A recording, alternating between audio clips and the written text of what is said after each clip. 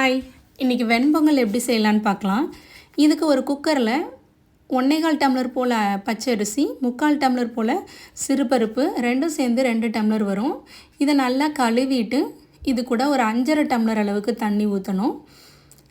அப்படி பண்ணும்போது ரொம்ப சாஃப்டாக இருக்கும். பொங்கல் நல்லா சாப்பிட்றதுக்கு ரொம்ப டேஸ்ட்டாக இருக்கும். இந்த வீடியோ பிடிச்சிருந்தா லைக் பண்ணுங்கள், ஷேர் பண்ணுங்கள், சப்ஸ்கிரைப் பண்ணுங்கள். இதை ஸ்டவ் ஆன் பண்ணி வச்சுட்டு இது கூடவே ஒரு துண்டு இஞ்சியை நசுக்கி போட்டுட்டு தேவையான அளவு உப்பு, ஒரு ஸ்பூன் அளவுக்கு ஜீரகம், ஒரு பெரிய பீஸ் அளவுக்கு பட்டர் சேர்த்து நல்லா வேக விடணும். 3 விசில் வந்தோடனே இதை தனியாக இறக்கி வச்சுட்டு நம்ம இதுக்கு ஒரு தாளிப்பு கொடுக்கணும்.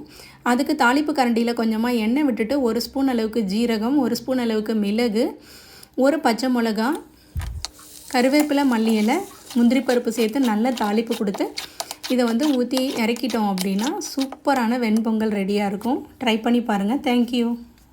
ஹாய், இன்றைக்கி வெண்பொங்கல் எப்படி செய்யலான்னு பார்க்கலாம். இதுக்கு ஒரு குக்கரில் 1.25 டம்ளர் போல் பச்சரிசி, 3/4 டம்ளர் போல் சிறுபருப்பு, ரெண்டும் சேர்ந்து 2 டம்ளர் வரும். இதை நல்லா கழுவிட்டு இது கூட ஒரு 5.5 டம்ளர் அளவுக்கு தண்ணி ஊற்றணும்.